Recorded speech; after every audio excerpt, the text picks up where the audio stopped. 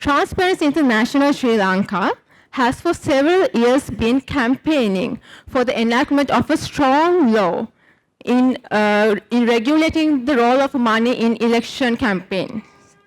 TISL has been advocating for and seeking a law that regulates election campaign financing that prevents the undue influence of donors over political candidates and parties, that creates a level playing field for all candidates and reduces excessive and illegal spending on political elections. Sri Lanka now has a law on election campaign financing. And we are all left with the question of whether it goes far enough to be an effective law. Today's discussion is going to be specifically on corporates funding election campaigns. So today, the panels and the moderators will be providing insights on whether political contributions can serve as a link between the political candidates and business interests, or whether it merely creates a space for corruption in a country where corruption is systemic. We hope today's discussion will be rich and informative and also provide a platform that helps you to make up your own minds about the risks and opportunities around this issue. So I'd like to now invite the panelists and the moderators to please come up on stage. Thank you for that introduction. And as has already been stated, Gowthaman and I will be taking on opposing views. Prior to starting off the discussion, I was just telling him I hope we don't end up in fisticuffs at the end of the discussion because we are taking this very seriously. But as I stated earlier, it may not necessarily mean that we personally align ourselves with the views expressed in the particular stance that we're taking. I am, for the purpose of argument, taking on the view that corporates funding politicians and parties and candidates at elections is business as usual. It can be argued that campaign funding, be by individuals or corporates, is an integral part of the democratic process. And why is that? Campaign financing is essentially where individuals or corporates give money to a political party or a candidate to assist them in their campaign leading up to an election, with the objective of ensuring that said candidate or party ends up victorious. Now, why is this okay? We all know that campaigning takes money. It involves a lot of resources, whether human or financial. For example, if a candidate is to visit his electorate, he needs money to do so. If a candidate is serious about what he plans on doing should he win the election, he needs to go and meet with the electorate. He can engage professionals to conduct surveys, to research and find out exactly what the core issues are amongst the members of the community. Thereafter, go on to perhaps design and curate an action plan on what can be done to address these issues. And that also has to translate into, say, a manifesto. And that manifesto has to be then disseminated amongst the general public. And even though we as citizens of this country have the right of franchise, we are not able to meaningfully exercise that franchise if we are not able to make informed decisions. And informed decisions can only be made if candidates who are aspiring to represent us in the political arena do not have the opportunity to disseminate their ideas and views in an open marketplace of ideas. So I am going to argue that this can only take place if these candidates are given the funding that they need. And if an individual can do that, why not a corporate entity? Now, we are faced with a dire financial crisis in Sri Lanka, and everyone here representing a corporate entity, you would agree that you are a stakeholder you should be a stakeholder in the decisions that are taken where the financial future of this country is concerned. And if you feel like a particular political party or a candidate has the wherewithal, the competence, and has presented an action plan, a financial policy that you believe would be the best way forward, then why should your company be prohibited or prevented from assisting in enabling that particular political entity or party winning the election by funding that political party or individual's election campaign? So that is the stance I'm going to take. Gowthaman? Exposition of, how world where, corporates, do are articulating and, and backing candidates. But let's be honest, right? We are in Sri Lanka and, and we're having this discussion in Sri Lanka, and it's all about buying influence. And why would companies, small, big, massive ones, give money? They have investment. They consider it more like, investments is what I think. On the one hand, we are looking at situations like, the Citizens United case where the courts in the US, held in favor of companies, corporates, funding. And, and they made the same arguments, and I think, the federal courts, held 5-4 in favor, basically kind of, agreeing with what Mokshini has, presented. But we are not United States and we are Sri Lanka, and we know how things happen here. And it's not only, it's the money in politics is not only around, campaign, not only for campaign and around campaign. And the elections, are not only to elect, people to the parliament, but also to keep people from crossing over. So, the money kind of, flowing into comes not only in, the channels of, campaign finance, it kind of, finds its way into the political spectrum in various different ways. And businesses, small and large, I believe, are kind of considering this as, small investment in order to ensure that, they have some influence. Now, what that influence is, some, being very charitable, I can say, some of them may be interested in, policies around green economy or, bringing in solar and, renewable energy, and, the law around that is very poor. Or maybe, some other, but majority, substantial part is mostly to do with bringing benefits to them, their shareholders, or in Sri Lanka's case, quite a few of the owners themselves. So money here is more about buying influence, and money getting into politics and politicians in different ways, either by way of campaign finance assistance or by way of, support thereafter, is more or less to influence and is in a manner, corrupt the decision-making process, and that probably is not to the advantage of all. Let's also kind of make a slight distinction, right? We do have we do have chambers. We have Employers Federation. We have Chamber of Commerce.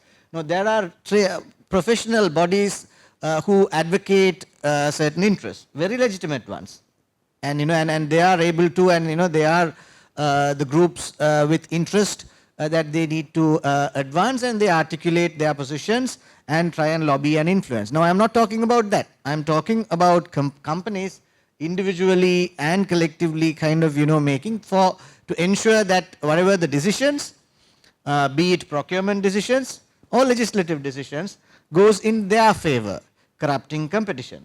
So I think that is, the framework I want my audience here to think through private sector nexus with the politicians. And I know it is in that framework that I would like to kind of, probe this. Such assumptions about how their money will be spent and why that money is being spent. But let's get into that a little later. I'm sure we'll be able to delve deeper into that when we pose questions to our panelists. But everything is going to be done democratically today, as was alluded to by the compere as well. If there are questions that you would like to pose to the panelists, please feel free to use Slido to do so. You saw the screen before you, and you can upvote. So the questions that get the most number of votes will then be posed to the panelists. I'm going to introduce two of our speakers, and then Gowthaman will take two of the other speakers. First and foremost, he of course needs no introduction. Dr. Wijeyadasa Rajapakshe, President's Counsel, the Honourable Minister of Justice and Prison Affairs and Constitutional Reforms in Sri Lanka. He holds a PhD in Constitutional Law from the University of Colombo, a PhD in Buddhist Philosophy from the University of Kelaniya, a Master in Philosophy from the University of Sri Jayawardenepura, and an LLB from the University of Colombo. He served in the Ministry of Justice from 2015 to 2017 as well, and has held ministerial positions as the Minister of Higher Education and Cultural Affairs, Minister of Labour and Prison Reforms, and Minister of State Banking Development. In 2012, he was elected as the President of the Bar Association of Sri Lanka. He was also a member of the Constitutional Council from 2015 to 2017 and resigned before the constitutional crisis arose. He gained publicity for highlighting corruption in the public sector, and his dedication to combat corruption and establish good governance was highly recognized across the country and was bestowed with the most prestigious award by LMD Media Services titled Sri Lankan of the Year 2007, and with the first Apex Award for Legal Profession by the Organization of Professional Associations, OPA, in 2013. Welcome, Honourable Minister. Privileged to have you on the panel this evening. It also gives me great pleasure to introduce to you Engineer Mangala Yapa, who also actually needs no introduction to those of you who are in the corporate sector. He's a versatile corporate leader with a proven track record, having over 38 years of experience holding strategic positions in both the private and public sectors in varied leadership capacities. Yapa is skilled in leading organizational transformation, strategic and operational planning and management, policy advocacy, negotiations, complex project coordination and management, as well as public relations and communications.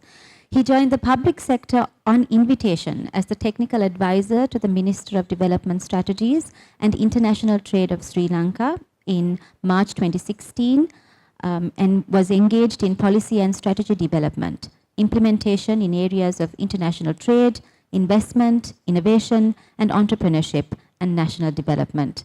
He is currently functioning as the Executive Director of Lanka Data Foundation, a member of the visiting faculty of the Faculty of Graduate Studies and Research, SLIT Business School, advisor to the President and Council member of SLTC Research University, member of the Council of the Institute for Commercial and Legal Practice, ICLP, and a member of the Arbitration Board of the CCC ICLP IADR Center. Welcome, Mr. Yapa. Thanks, Stoff. Mr. Sumanthiran, again, needs no introduction. The President's Council. Mr. Sumanthiran is the President's Council and a Member of Parliament. He holds a Bachelor's in Science in Physics from the University of Madras and an LLM in Internet and Electronic Law from Monash University. In his legal career, which many of us may be already familiar with, has appeared in several civil litigation cases in the Supreme Court, the Court of Appeal, the Commercial High Court, and the District Court. His successful cases include the privatization on a couple of upcoming cases. We are likely to see him. He was also a founding member of the Board of Directors of Lanka Prison Fellowship from 1991 to 2009. He functioned as its chairman in the year 2000-2001. Further, he was chairman of Commission for Justice and Peace of the National Christian Council of Sri Lanka for over 6 years till 2008. The other panelists whom we have, or who is an expert on the subject that we are about to discuss, is Ms. Sankhitha Gunaratne. Sankhitha is currently the Deputy Executive Director of Transparency International Sri Lanka. She's a graduate of Faculty of Law, University of Colombo, attorney at law and a Chevening Scholar with a Master of Arts in Corruption and Governance from University of Sussex. an anti-corruption advocate with years of experience pushing for transparent, accountable and participatory governance in Sri Lanka. She specializes in the right to information, election campaign finance,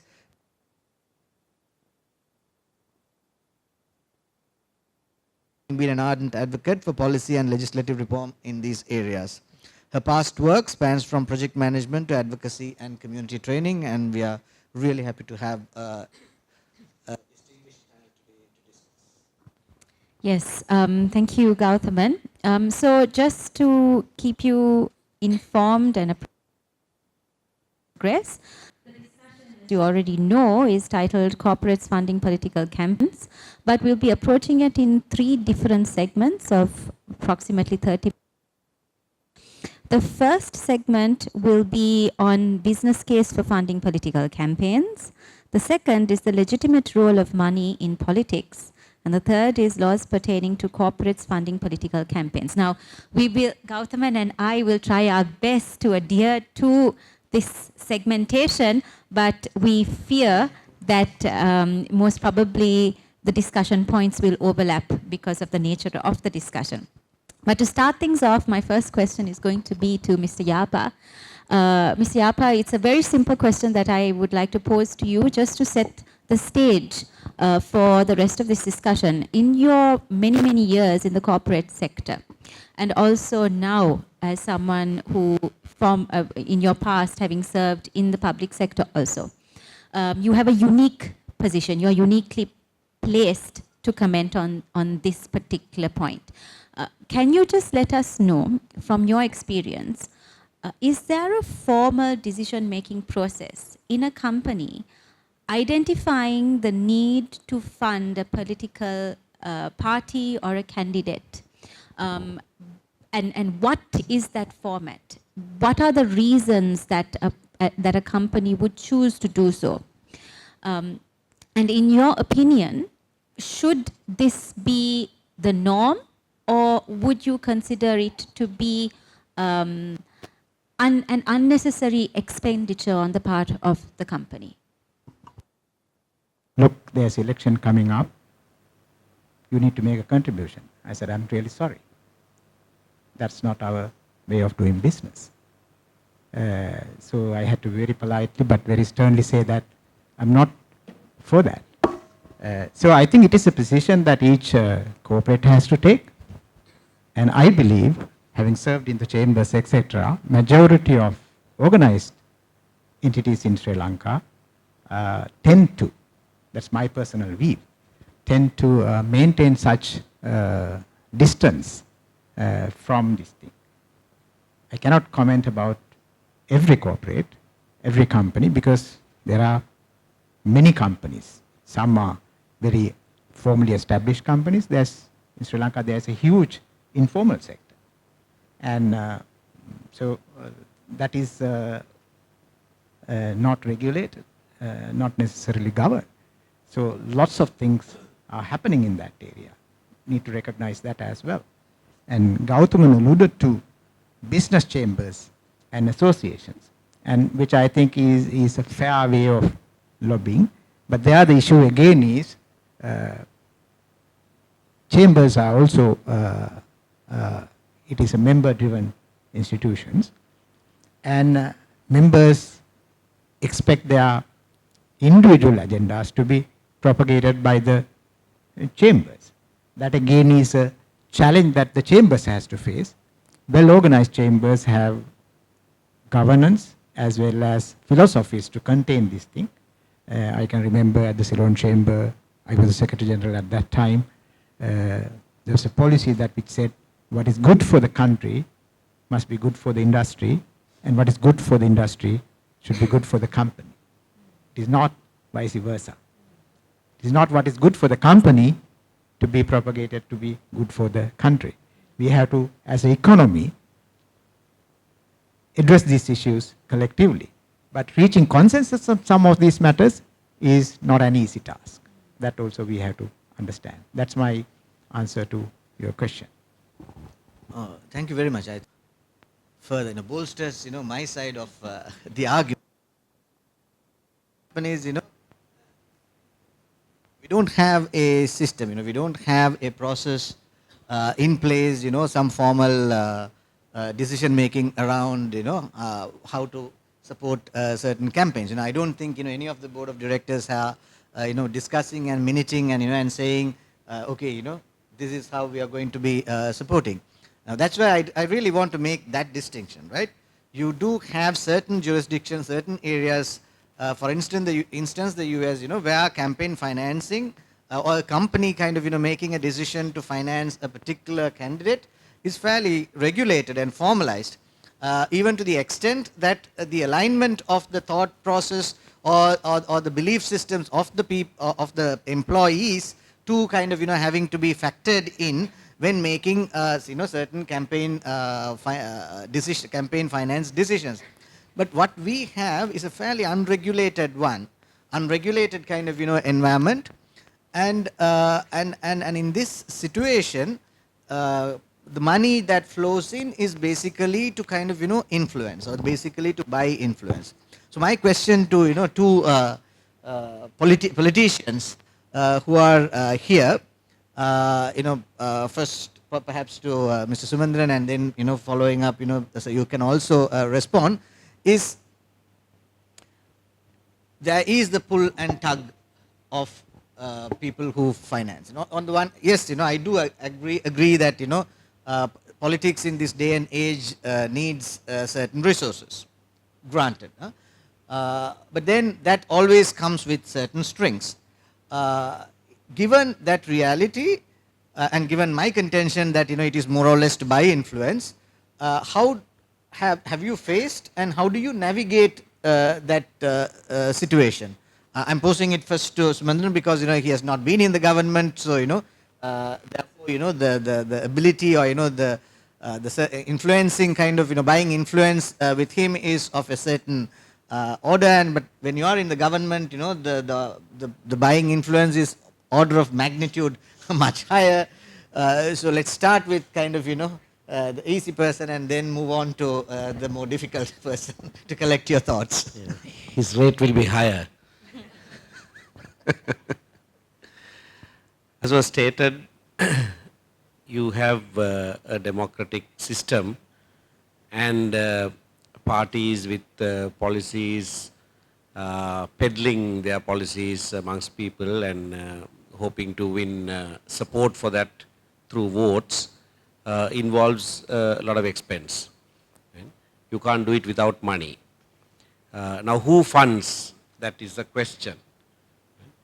I think once the policy framework of a party or a politician is put out there, anybody should be free to fund that campaign based on disseminating that particular policy, not buying back any benefit, but to propagate that policy.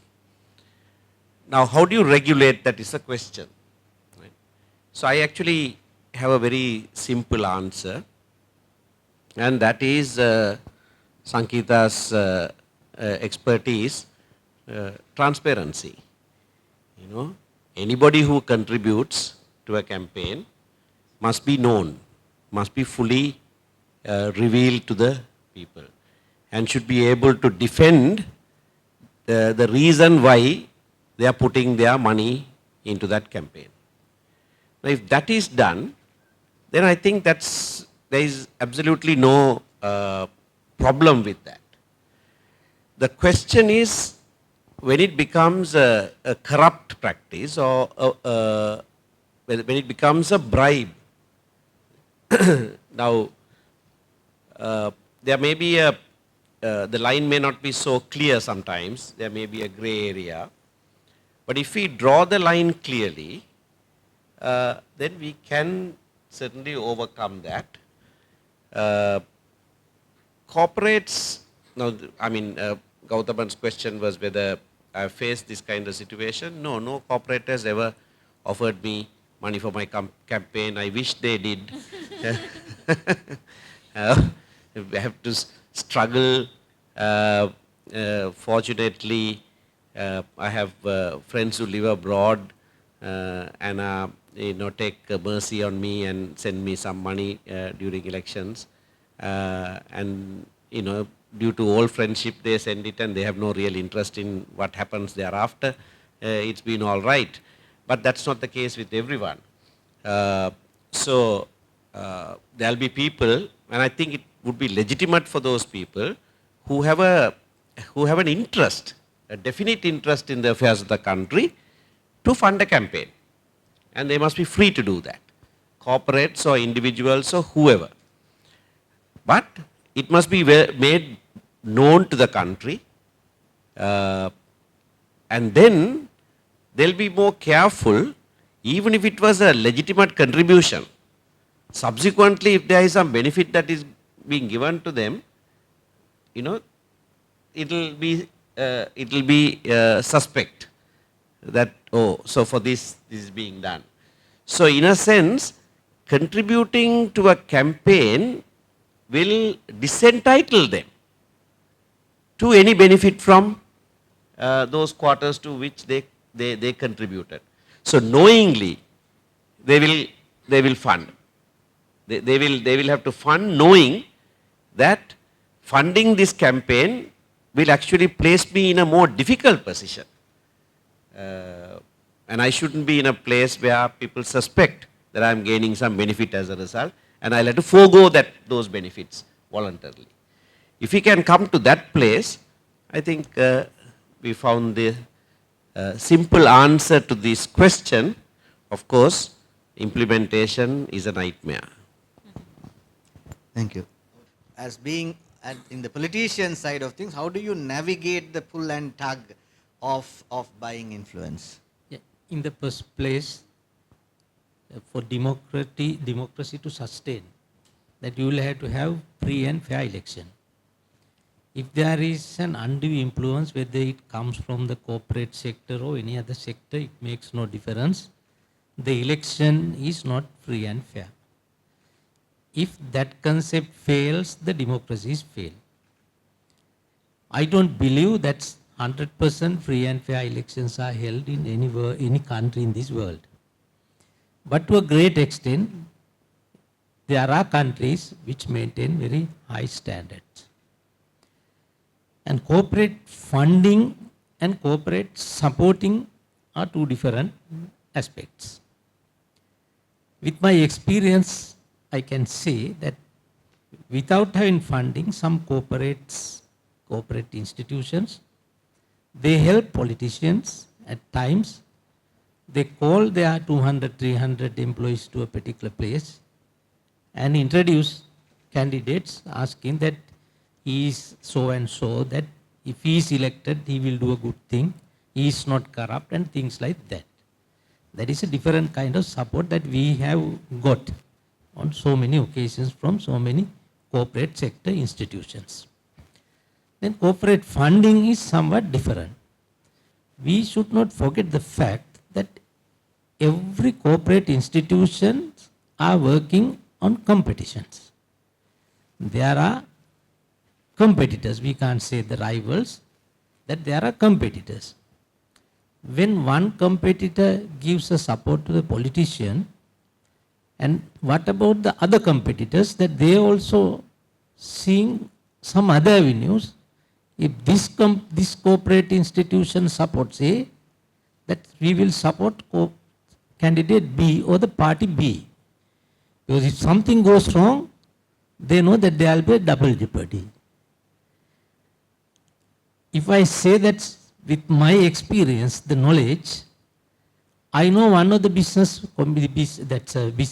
corporate institute, by supporting a particular candidate, that he lost a private bank, completely lost. That was taken over by the party who won in the election. Then there was another instance, as it was mentioned earlier, that by contributing funds, you can buy politicians. That in the one before the last parliament, that there had been 67 crossovers from the opposition to the government. Though we cannot prove it, there were a lot of allegations. There had been some funds involved in crossovers. Then who is funding for it? And I know one instance where, as a result of supporting one particular political party, soon after the election, that company, all the bank accounts were seized while having 150 containers in the yard to be exported, about to be exported. That company fully crashed. And therefore that by getting involved in politics by the corporate sector, much more than they gain, they are gaining, no doubt. They are sometimes, they are on the other end, they are losing. Even in the case where Mr. Sumanthiran appeared, in this, you cited this insurance corporation, LMS, I also made some contribution by presenting the report, COPE report to the Parliament. And we know as to how that happened. That's how, what kind of political influence was inserted into the system, whereas the insurance corporation had been, 90% of the shares had been sold to a particular institution for a sum of rupees 6 billion, whereas that in the COPE report we proved at least the asset of that institution, the insurance corporation, was at the time of the alienation of the shares was 125 billion. That is why Supreme Court also was shocked, and court was very bold in delivering that judgment. Both Sumanthiran appeared, the other one is LMS. 8.5 acres in the harbour given free. That is due to the political influence. They, if they are funding, if they are supporting, they expect something from the politician. When the politician comes into power, the serving of the nation is the secondary matter in his agenda, because his primary duty is to look after the people or the institution which funded him. I think in that sense, I also don't say that people have a right to fund for politicians. They can. But there has to be a transparency when we have to talk about that the recently passed act, that we can discuss that subject. Thank you, Minister. But if I can just follow that your answer up with a question. Now you mentioned that now you identified certain instances where a particular company was penalized by the party that came into power. Was it due to the fact that the company that was penalized supported the opposing opposing camp? Yes.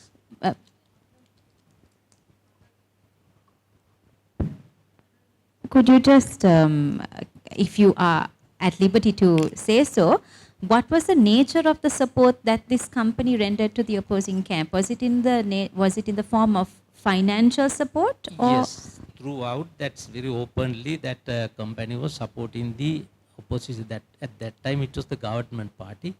He supported the government, and he may have got some benefit from that government. That possibility also was there.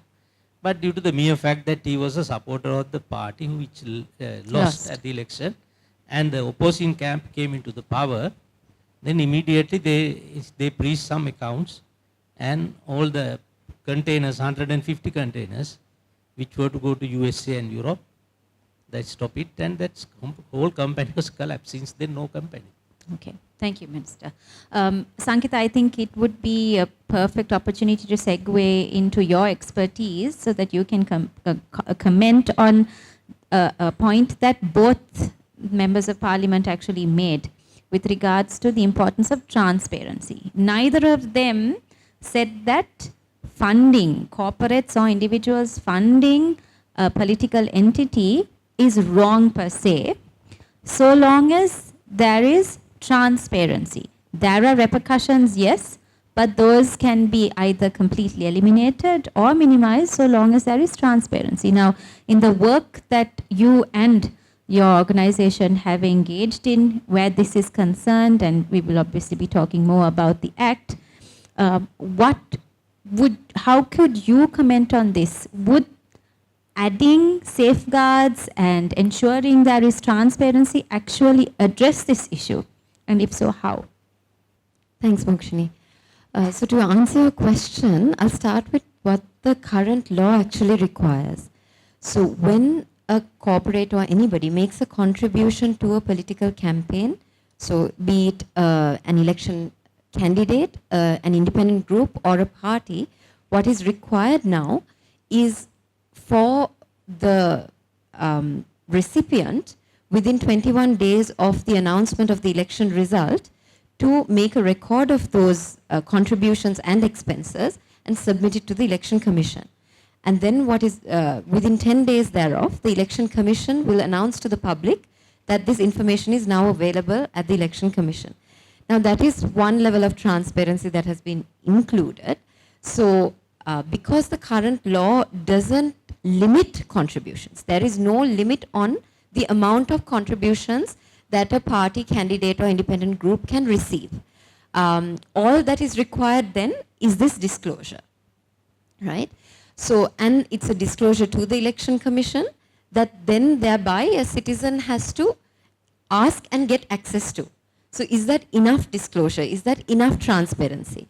The system would have been much better if this was then published by the Election Commission online for free access by citizens.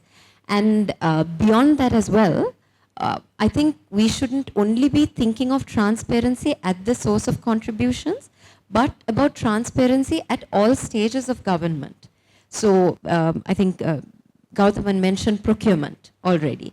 So if we have the kind of information or transparency around information where procurement information is available, who gets given contracts, how the selection process happened, or if all of this information is publicly available, then we can potentially match that information against the campaign contribution information to see whether there are red flags of buying influence actually taking place. So that is just one example, but transparency needs to run across the entire spectrum of government in order for this to be effectively monitored. But of course, as Mr. Sumanthiran said, this all comes down to the question of enforcement and implementation, because the current law really transfers the burden of monitoring, even if there is transparency, onto the citizen and to, of course, election observer organizations. And that, I think, is too much of a burden for a citizen to bear. Law enforcement needs to be able to use that transparency and take follow-up action. I'll stop there for the moment. Thanks. Yeah, no, I think that depicting, a system that needs to be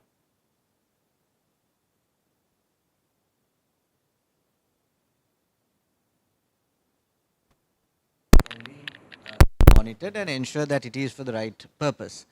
But right now, let me kind of, move to Mr. Yapa again, because, I see him as, being very conversant, if not representing, but at least, very conversant with the business side of things, right?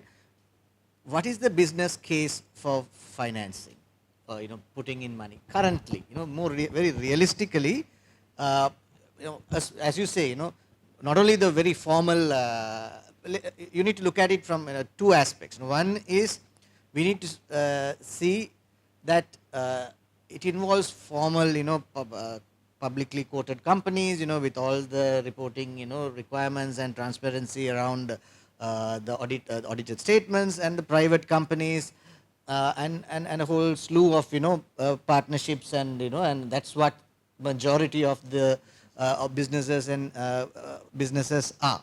So that's one kind of complication, right? And we also have another complication in the sense of, how is the money kind of, being actually decided and transacted, and for what?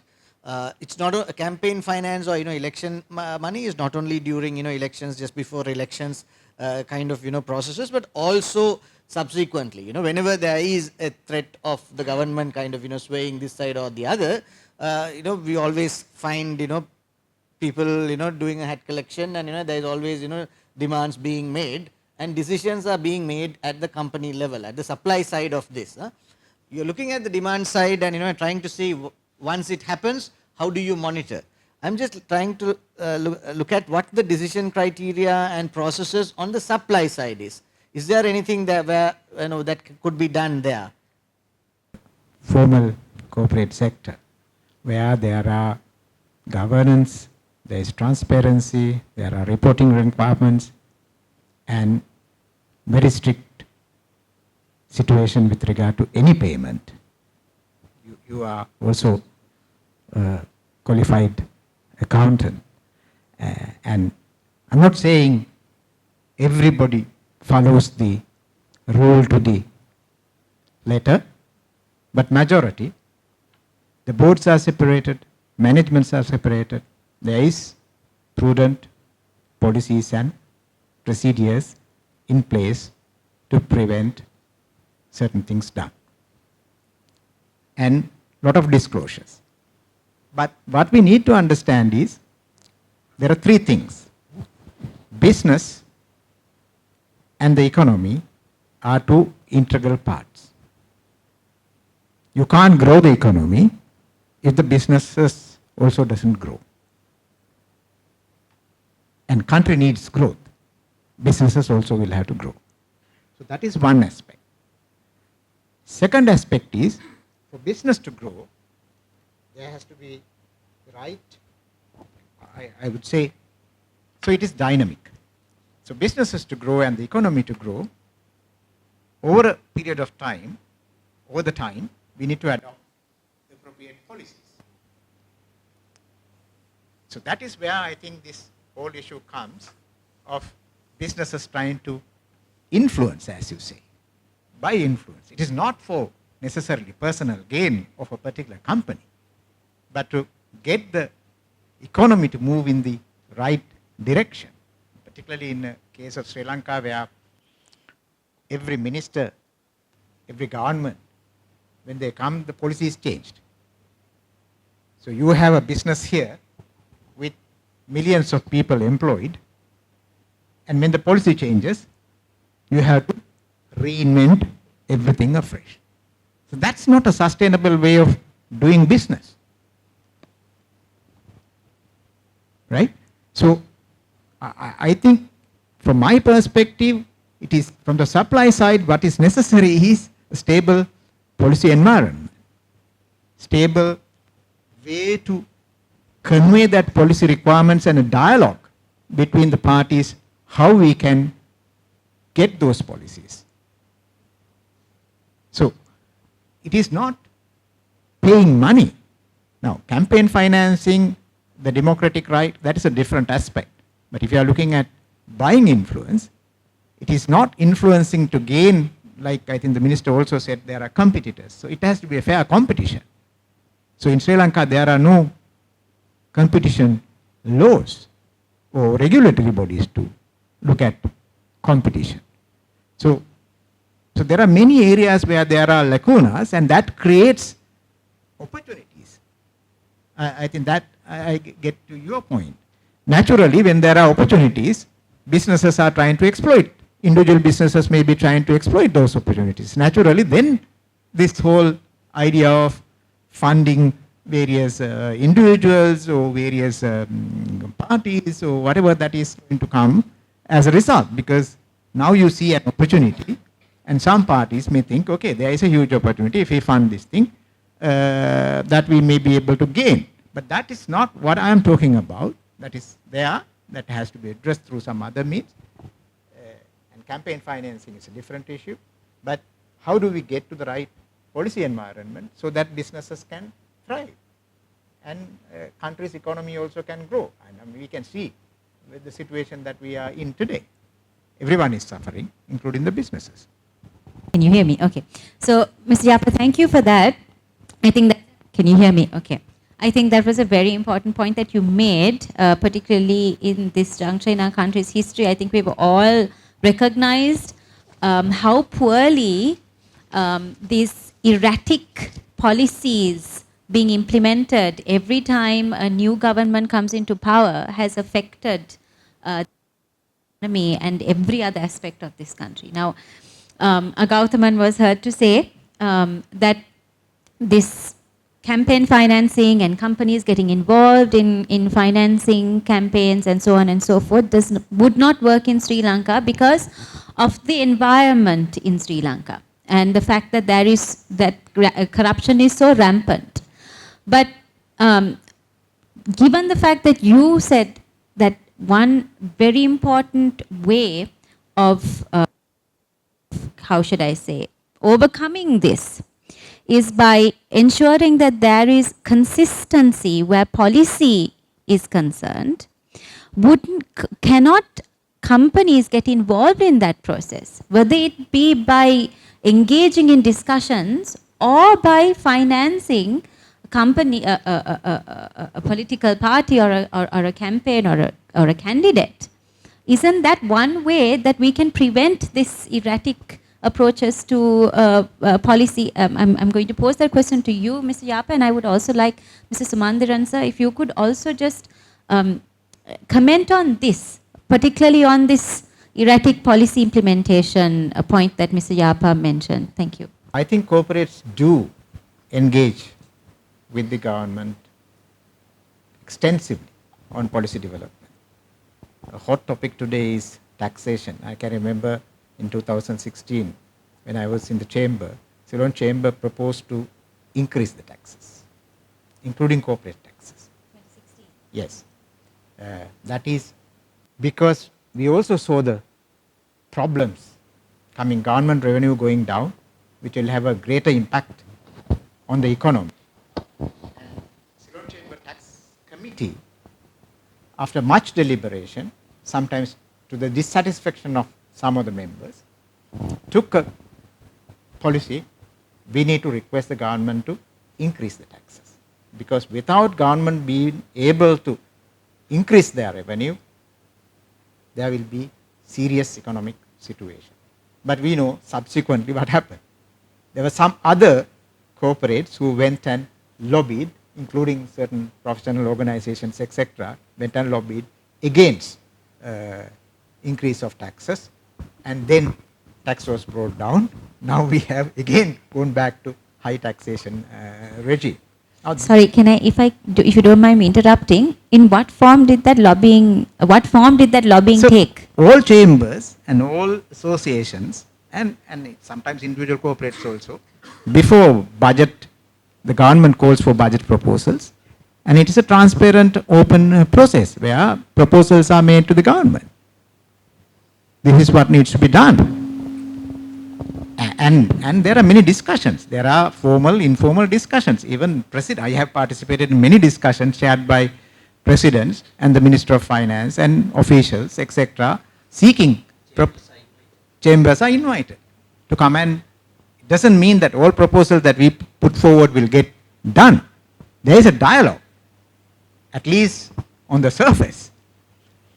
But I think that dialogue has to be more prudent, more diligent, more vigorous. And that is where I think the policy part can come. But many acts, if you look at, I'm taking different, again, my personal view, I'm not a lawyer, there are a lot of discretionary powers to the ministers.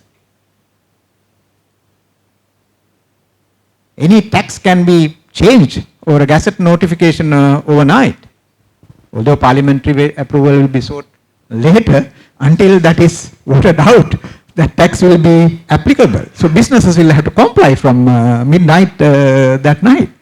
So these discretionary powers gives a lot of authority, discretionary authority to the bureaucracy, to the ministers and the bureaucrats to do this thing. And these are all issues that needs to be addressed when you are looking at the policy framework. True, certain efficiency, certain decision making has to be there in the government. Government has to govern. But at the same time, how do we balance it?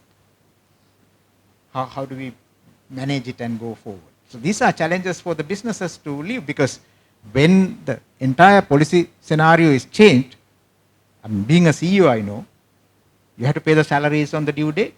You have to pay the utilities and other things. You can't get rid of the people. You have to pay the suppliers. You have to pay your bank loans. So all that cash flow, no one is paying. The company has to somehow find the money and ensure that it is done. So a huge challenge for the business sector also to operate in an environment when there is chaos like this. But and that is also why economic growth does not take place as it needs to be. People are very reluctant to take steps forward. Thank you, Mr. Yapa. Mrs. Sumanthiran? Well, I think the formal interaction is not the problem at all. Corporates don't fund campaigns by passing a board resolution and writing a check from their company account. I don't think that ever happens. There are a lot of black money floating in the country, and corporates have formal accounts and informal accounts, and informal accounts might be sometimes 10 times more than the formal accounts. And it's there available with the directors and CEO, etc. That cash is what is given. Right? So there are, so the policy interactions and all will happen, very well. But underneath, various other factors take place. Now there is something that I want to flag here, since Sankhitha also stated this. Enforcement can't happen in a 100% sort of efficient way. In a democracy, politicians being elected to office or being discarded by the people is the eventual enforcement, if you like. Right? So you have to leave that to the people to enforce. I'm using the word enforce there. So there will be an area that's not regulated. And you can't regulate these things so strictly. I take your point that, to apply and get campaign finance accounts, that's tedious. It must be to publish it properly so that anybody knows, no, he spent much more than this, can, make a complaint. Right? We had campaign financing laws until the 70s. I'm told candidates who are questioned, how did you, you travel so much, your petrol bill is only so much. They say, what can I do? When I stopped my car at a petrol station, some well-wisher came running and paid for my petrol. I don't even know who he is.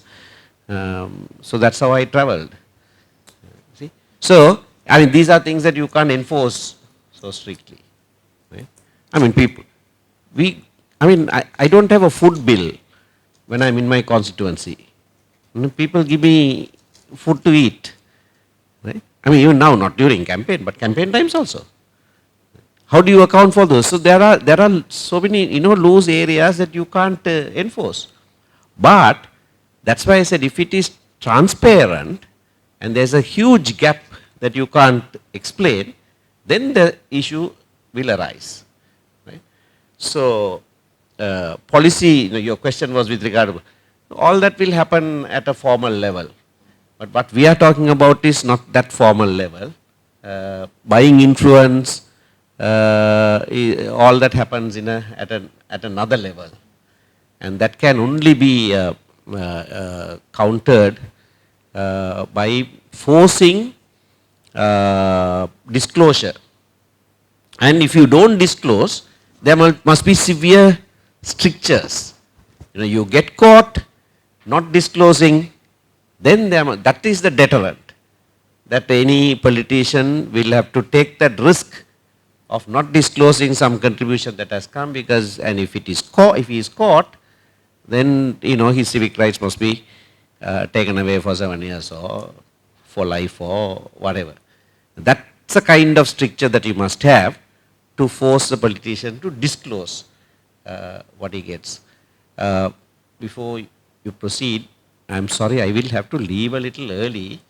I had informed, but I feel odd to leave. I'm not running away because I want to escape this. I was lining up a difficult question. Any further difficult question, but because there was another important discussion I'm supposed to be due at from 5 o'clock, I'm stretching it. So please excuse me when I leave. Thank you. Thank you. No, we perfectly understand. Yes, Mr. Sumanthiran did indicate that he might have to leave for another appointment also. But Minister, what they seem to be saying is, on the one hand, policy consistency, very noble objective, and what they seem to be saying is that politicians left to their own devices are not going to have policy consistency. We need to kind of grease the palms and and ensure that they remain on the straight. Is that kind of that's what the business community seem to be thinking. That we need to be able to. But there again, I'm not too concerned. There are chambers, and it's very legitimate, as Sumanthiran and as Mr. Yapa also mentioned. Those happen formally. But I really want to bring down the conversation to what actually is happening, which you both of you seem to be saying. Is the money that is coming in is not to ensure policy consistency or a whole range of other things. It is to influence procurement decisions. It is to influence decisions around benefits to individual companies and individuals. That's how it seems to happen, and it also seems to happen in a completely different plane. Not in the formal open kind of plane. Completely different plane, where the owners, there seems to be some money floating around, which then comes in. We do not. It's not the company's. The company's beneficial owner may be. The advantage is to the ultimate advantage is to the beneficial owner. But the way it is done is not through the company itself. It is done, through other mechanisms. We have massive construction kind of, contracts, massive construction companies, who are, involved. We have media agencies, who are involved. So, given that reality, how do you kind of, is transparency alone sufficient to ensure that, that this buying influence is regulated? Is campaign finance alone sufficient to regulate that, or are we, do we have to kind of go beyond that? How would you go about doing that? Now there are a few important matters, as Mr. Sumanthiran raised it. The disclosure is very important. I will not mention the name, but if not for some of the disclosures in COP reports in 2007, some of the people who were involved, some politicians who were involved in corruption should have remained in the parliament now. Thanks to that disclosure, that few of them at least were ousted, discarded, not by us, by the people. The people have that right. That disclosure is a weapon that can be used. Secondly, when a business venture in the corporate sector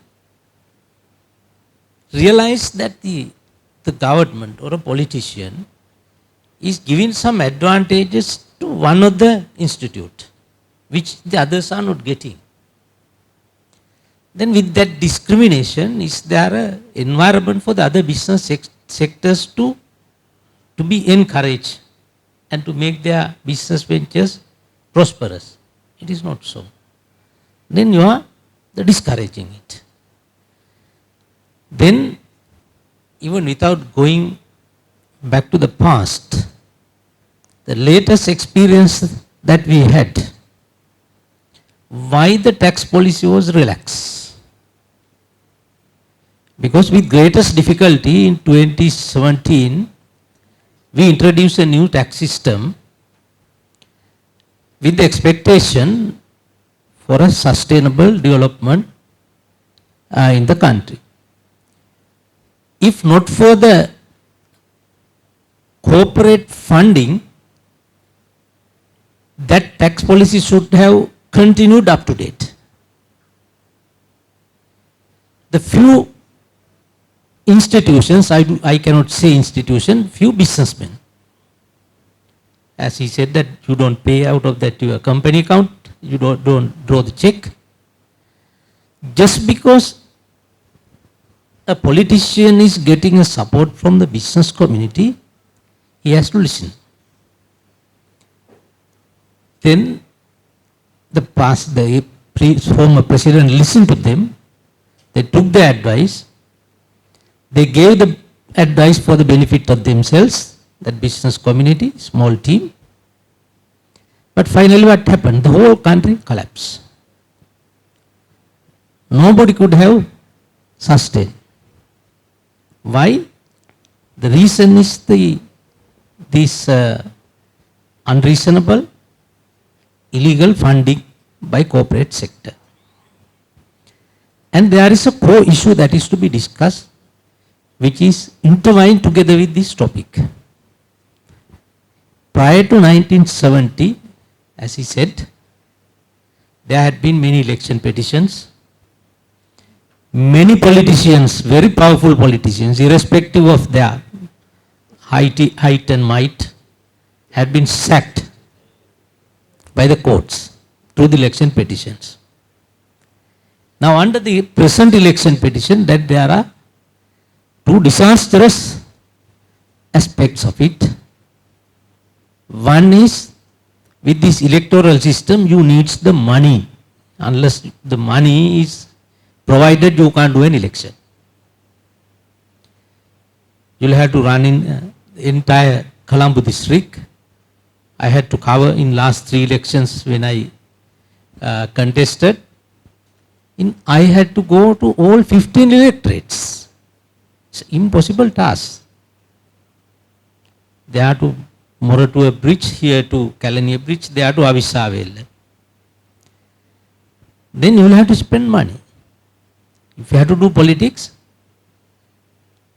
that is why that most of the professionals and those who are really keen in politics to render some service to the nation and the country are reluctant to get into the politics. When that intellects, is out of politics, then mediocres, you are opening the gate for the mediocres or crooks. They get into the field. Gradually it happened. Because with this electoral system, without money you can't do election. And secondly, who is giving the money? Will any businessman who had hard-earned money, will they give money to politicians? No. Corrupt business people, 90% corrupt business people give money. I have experience since 1977 election. I was fully involved since then up to now. The top business community in Colombo, when an election is declared, I know that they immediately allocate for A party 50 million, B party 50 million, C party 25 million. That is my experience. And whatever the government comes in, they are secured. However much their business is illegal, that is legalized. There are the foolish business community, they think that they must support only A party, if the B party comes, he is finished. They will do the needful. And therefore the whole thing depends on the money. And who is getting the advantage? While implementing the system, not only you are getting corrupt politicians into the system, into the parliament or other organizations, other institutions. And also this is another business. The people, how to choose the candidate, how to choose the best candidate. Mostly depending on the number of advertisement appearing on the television or broadcasting the radios and appearing in the newspapers, one full page. I know in the last election that 10-second advertisement which cost 20,000 was increased to 200,000 by the electronic media. And they have made it a business that if there is an election they prefer, within 1 month they get the turnover, whereas in an ordinary case that they are taking for a period of 1 year. That is guaranteed. And by doing that, we have the lawfully, by, that's implementing the law, that you have made so many illegal activities in the society, which jeopardize the democratic rights of the people.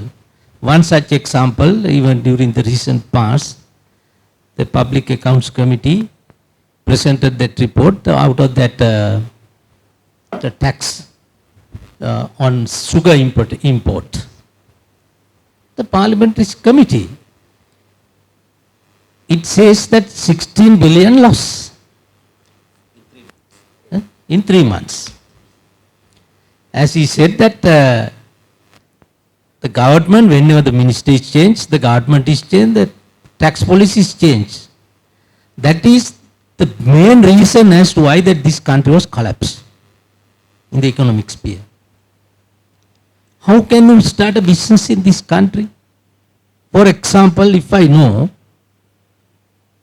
that the investment I am going to make in the field of education, which is tax free, then after I start it, after 2 or 3 years, they say that you will have to pay this tax. Can I run that business?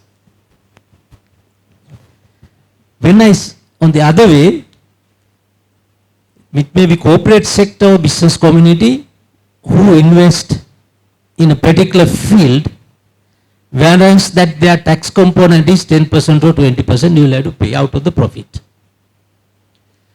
All of a sudden, that is abolished. No taxes. They are getting the benefit.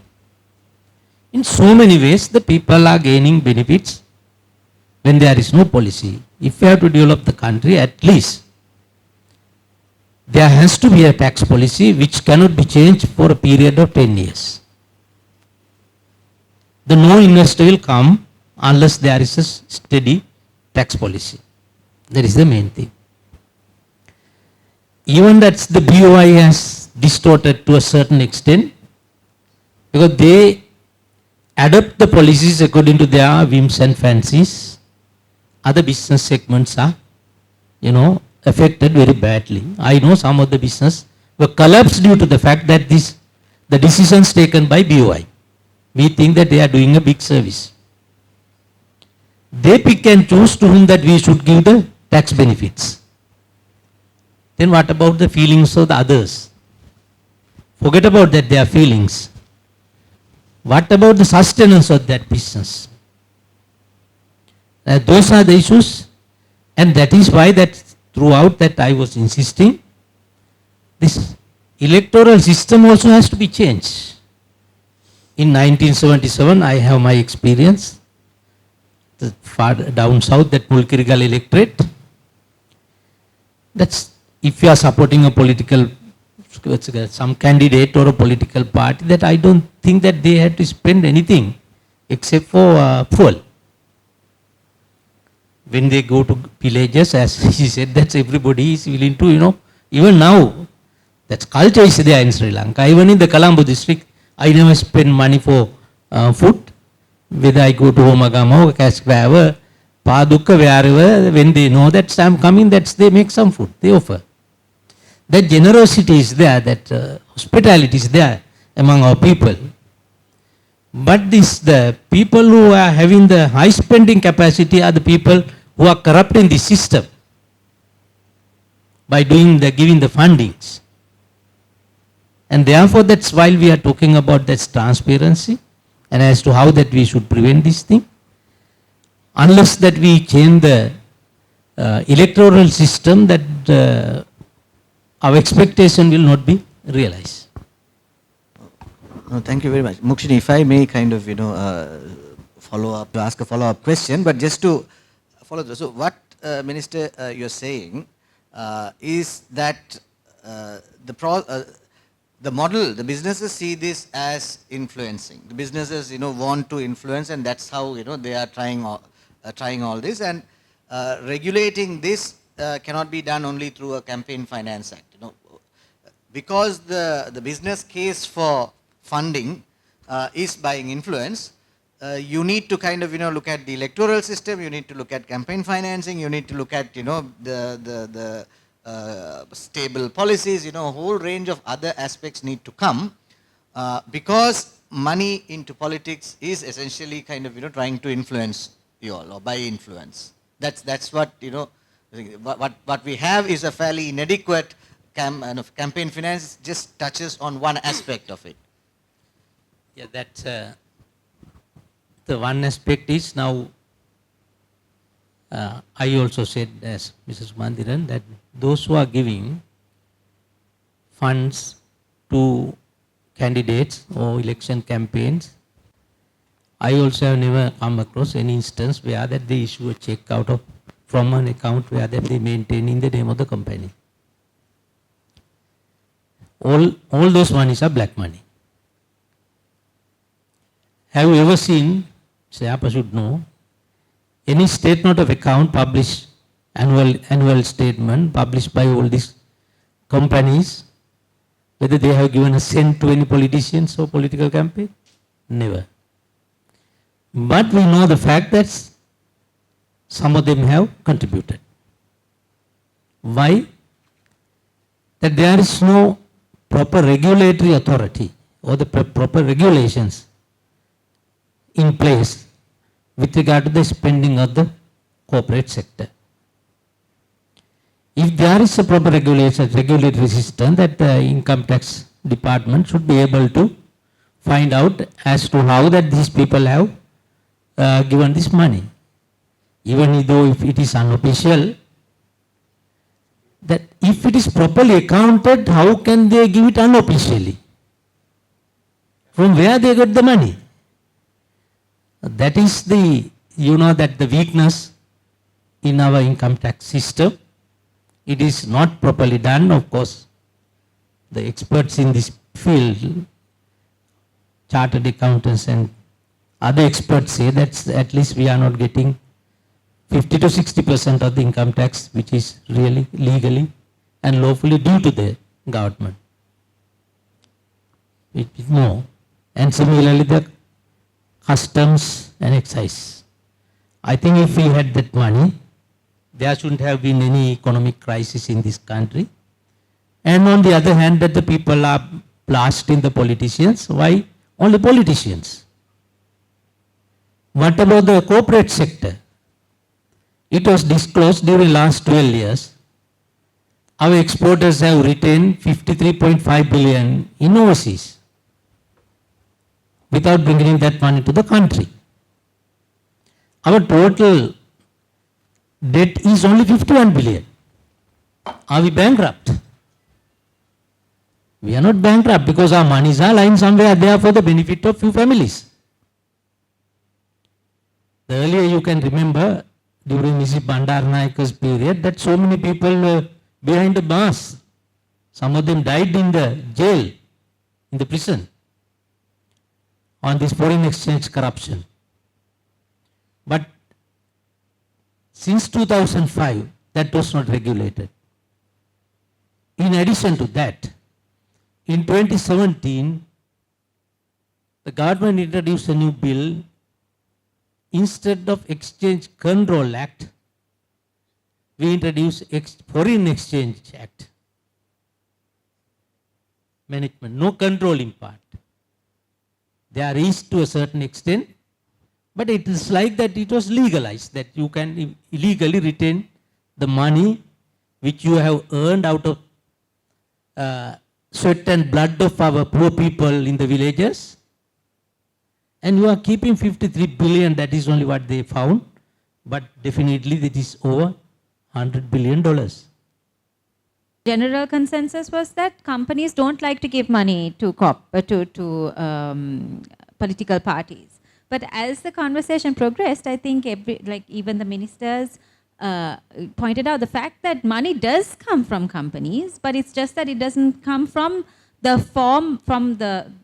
it's not a formal contribution.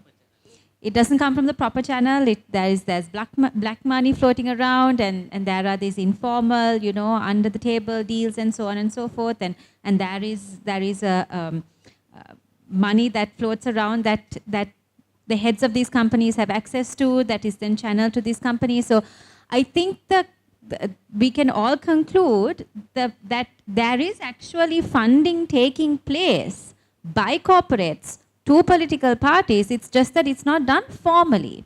Now, Sankhitha, because it is important that we tether this conversation to the act that was passed earlier this year, Act number 3 of 23, does this act help in some way to minimize this kind of contribution by companies to political parties? And does it help to regulate and formalize this entire process? The short answer is no, not sufficiently. Because anti-corruption, or the problem of corruption, as I think the minister also alluded to, can't be solved through just this, just one aspect. So this is why we have been pushing for beneficial ownership transparency. Who are the human owners of companies? At the same time, we're pushing for corporate transparency, for corporates themselves to disclose when they have made political contributions. And at the same time, the issue about asset declaration transparency. If year on year we see politicians or around election years declaring or being compelled to declare unusual gains of wealth, and if that information can be cross-checked against other information, then we can truly, triangulate and begin to solve the problem of corruption.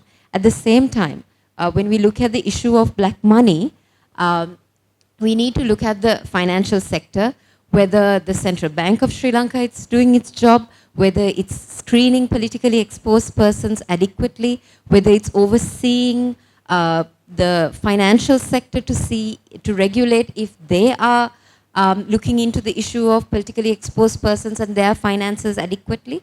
So there is an entire ecosystem that needs to function effectively in order for us to be able to solve this problem.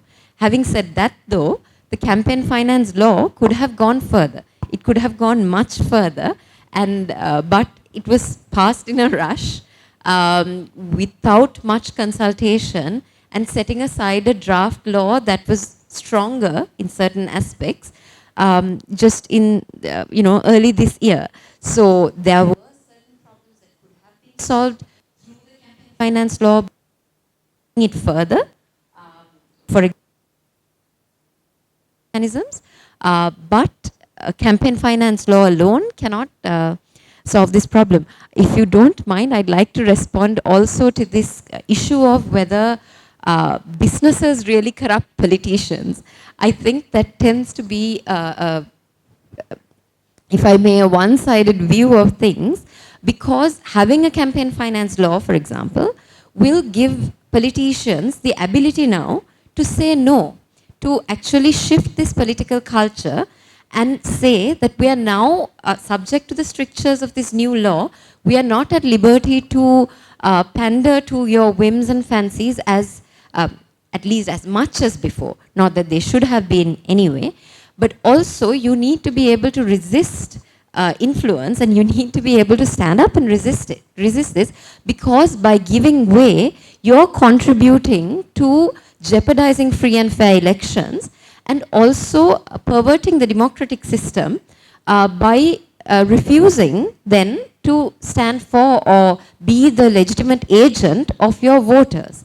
And by doing this, I'll take it a step further, the implications of this is that you are actually selling policy, selling decisions that should be made in the public interest for private gain. And this is the definition of what we have begun to call state capture. This is the definition of kleptocracy, of cronyism. So we need to be completely cognizant of the implications of this and be able to stand up and resist it without merely giving in to corporate funding, whether through the formal or informal sector, because we ourselves are coming up for election to be public representatives and not be there for private gain or in to pander to vested interests.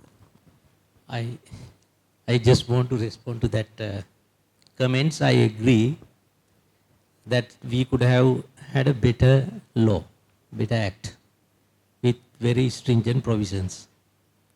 But one must realize that we are passing laws in Sri Lankan Parliament, not in British or Holland or Poland or anywhere else. When we presented the 19th Amendment, you can recall, we debated for 2 days. Until 5 o'clock on the second day, we had only 47 members for it. That was the smallest government in the history. We had only 47 members. Then by 6 o'clock also we had only 47 votes. But we didn't give up. We persuaded, we requested the speaker then, Mr. Chamal Rajapakshe, and extended by another 1 hour. Somehow finally we convinced as much as possible. Then we went up to 215 votes and we got that passed. With greatest difficulty, by the time the President, Prime Minister all had given up. But with all that we continued. We didn't give up. But that law, 19th Amendment, where we took so much of trouble to pass, that was repealed in 2020 and introduced the 20th Amendment. Then again, we got a chance to bring 21st Amendment. That is also we discussed for a period of 5 months. More than 50 to 60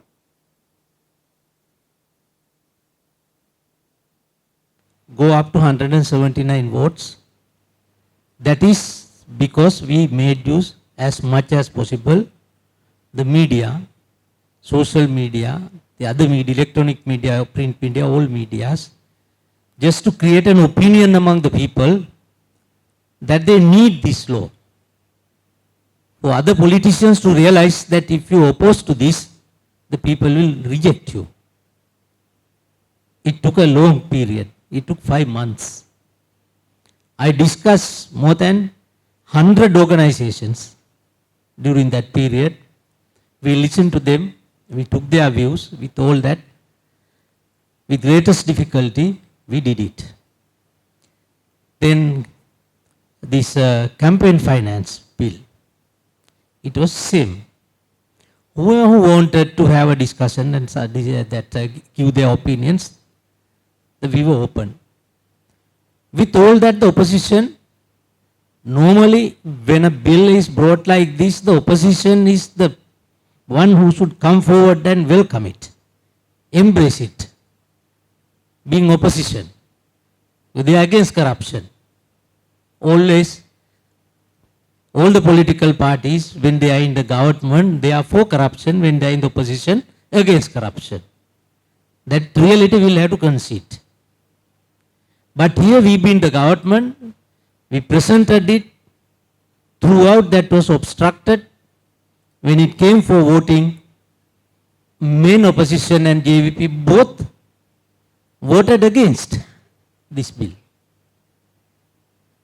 Somehow we were able to get the government MPs to vote it. When we started 21st Amendment, the biggest opposition from the government.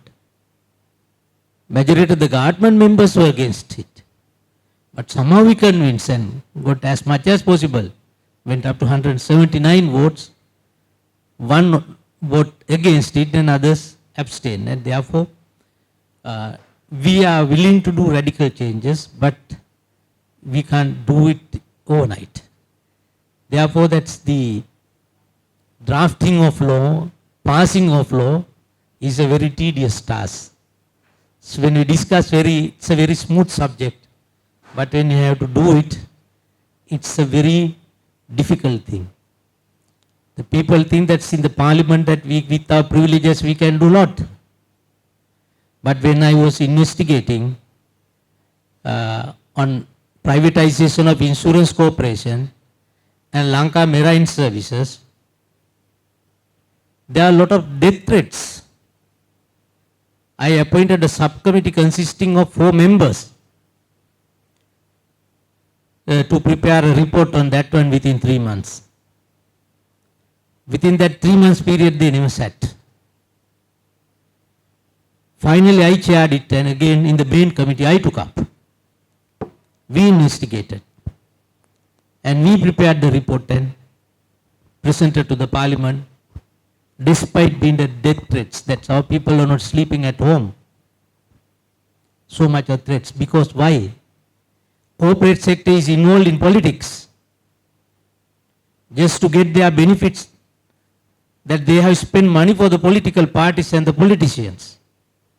They expect that their rights must be secured. If somebody is going against it, they are ready to do even to kill him. That we are making the laws in a society as such. What of corporates which anyway have lot more influence due to their presence or contribution to the economy, not necessarily buying influence? So I think this is basically about how I think that's a good way of, it's a nice transition from the comments that the minister was making. I don't exactly know what the person was thinking when he said what of corporates. Is it how do we regulate? I'm thinking maybe that's what was meant. How do you regulate companies which through their presence and contribution to the economy or due to their influence are able to exert? Yeah. I think the person is saying, they already have enormous influence, Yes. to Not financially Yeah. or whatever. Yeah. they already have influence, and there does not seem to be, any additional kind of, impetus for them. So their support is not necessarily buying influence. What do you kind of, what do you make of them? Again, any corporate, so certainly, we could think of, different industries or sectors who have enormous, influencing capacity given the sheer size of their contribution to the economy anyway, but they are still kind of, supporting. But the issue is around policy making, right? And this is very related to the other question which was put up also, which is how do you balance when there are so many influential people and they are given a certain preference in policy making. The other side of the equation are the common people. Right? Other side of the equation are people who do not have that kind of buying power. So on the one hand, you have candidates who are being supported, and on the other side you have candidates, women candidates, who are unable to raise money. So the level playing field is getting impacted, by this process. So how do you kind of, as politician, how do you see the balancing act? Because you are now caught with, having to deal with, this side of the house. But as you also know, 95% of, the people are not represented by way of rupees and cents. They are represented by way of only votes. So how do you, in those kind of situations, how are you balancing that? And that was the related question to this. That is the main one that we did was the enactment of 21st Amendment. You all cited that's the most of the corruption take place in procurement procedure. That we introduced in 19th Amendment. Not only the Procurement Commission, even National Audit Commission. The Procurement Commission before you do the transactions, the audit is after the transactions, the double checking. that both commissions were abolished by the 20th Amendment, again that we have reintroduced under the 21st Amendment. And this Campaign Finance Act, there it provides you can get the money, financial assistance. It is not prohibited. But from certain quarters it is prohibited from the government department, government corporations, or companies where the government is holding shares, or foreign companies. But in any other company it is legitimate, you can provide the funds to any politicians or a political party, both are quota, or even independent group, that you can fund, but within 3 weeks, within 5 days after the closing of nominations, the commission will have to decide what is the amount that particular party can spend for that election and how much could be spent by the candidate. If it is a local government election, that candidate is contesting for a vote. If it is a parliamentary election, that's we are going on the district basis. Depending on the number of votes and the value of the money, inflation rates, the commission has to decide what is the amount a candidate can. But if a political party, assuming that they are contesting in 22 electoral districts, they can, the entire number of voters can be taken into consideration deciding the amount. And therefore there is a criteria given in the law. Then the amount that had been fixed for a candidate, if I am a candidate, that I can accept the money, not really acceptance, that is I can spend the money. When it is to be spent, it may be my money, it may be somebody else's money, but doesn't matter. Then within 3 weeks after the conclusion of the election, you will have to give a statement in the affidavit form. If the figures are false, it is then amounts to perjury. You can be convicted in the magistrate court and you are sentenced. Companies itself is over 1 million. Somehow that whatever the materials to contradict that, you can make use it. And if it is, if any person, a candidate can find, or even a citizen can find that something has done illegally, then it tantamounts to an illegal practice as defined in 4 election laws: presidential, parliamentary, provincial council and local governments. Then the punishment that could be enforced under those laws can be enforced by making use of the provisions of this election campaign law. And there may be better system, but we were talking more than last 3 to 4 decades. Everything was ended up with talks, nothing happened practically, but this time at least we commenced. Now we can think about any improvement. Thank you, Minister. I think with that we will bring the discussion to a close. We've had a very rich discussion. So, anti-corruption bill also will be most probably gazetted today. Okay. Okay, so we are living in interesting times. Let's put it that way. And on that note, we bring this to an end. Let me formally thank our eminent panelists, the Honourable Minister of Justice, President's Counsel Mr. Wijeyadasa Rajapakshe, President's Counsel Mr. Sumanthiran, who is not here at the moment, Mr. Mangala, Yapa and Sankhitha, Gunaratne. Thank you so very much for taking time off your busy schedule and for so generously sharing your insights on the topic. With that, I will hand over the proceedings to the compere. I'm here to bring this to a closure and also to convey our sincere gratitude. Firstly, to our panelists. I know it's would have been a very busy day with a tight schedule, but you accepted our invitation and gave your valuable time. And we really appreciate that. Thank you very, very much. I think it was a very open and candid discussion, and we saw different viewpoints and which enriched the discussion. And we really appreciate your willingness and also very much to our moderators. Thank you so much. And also thank you to each and every one of you for being present today at this discussion. Very warm welcome, and thank you to our guests from SAIP all the way from Washington, D.C. Hope that this discussion brought into place a topic which is often the elephant in the room, a topic that is not heard in the public discourse.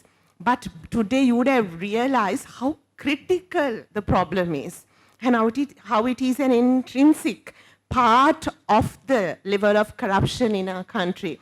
In fact, at a very high level, in fact, affecting the entire governance structure, the impact can be huge. In fact, could be that we are having a law being brought, we are having a law being removed, we are having divestments of public resources, and a time like this, loss of wealth for the nation, all of this, and based on a deal between the private sector and the politicians, on whom we have entrusted the country through our democratic system. And I think private sector for a long time have been able to escape from being accused of being party to this whole problem of corruption. And it's high time that we accept, first of all, that this problem is there, and we engage like this in a discussion and actually in brainstorming and to deliberate on what can be done. Bringing an effective law and then enforcing it, it's one thing. There needs to be a cultural change. I think each and every one of you here, you represent or an organization or some profession where you have a sphere of influence. Within that, we appeal to you to take these thoughts, take this conversation, take this issue forward.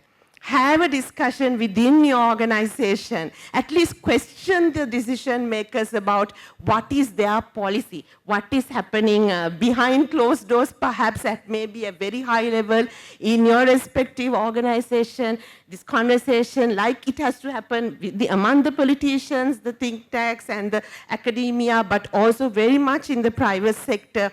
I think that's a start, and to think what can happen, what we can do about it, because one thing we realized is that through all of this, the country has got engulfed in kleptocracy, in a captured situation now, and then the level of corruption hit the economy because the decisions were not taken in the best interest of the country. And when the economy of this country that holds us and feeds us and looks after us crash, none of the businesses who were engaging to gain whatever the private interest could also survive. None of us could survive.